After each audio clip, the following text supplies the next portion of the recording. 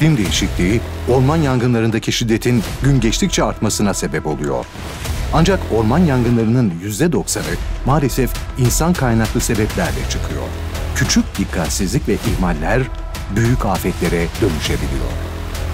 Bu orman, piknik sonrası söndürülmemiş mangal ateşi yüzünden yok oldu. Bu orman, anız yakanlar tarafından küle döndü. Bu orman, sorumsuzca ormana çöp atan kişilerce kül oldu. Unutmayalım, ormanlar gelecek nesillerin bizlere emaneti. Orman yanarsa hayat kül olur. 112 Orman Yangın İhbarı Hattı, Tarım ve Orman Bakanlığı Orman Genel Müdürlüğü.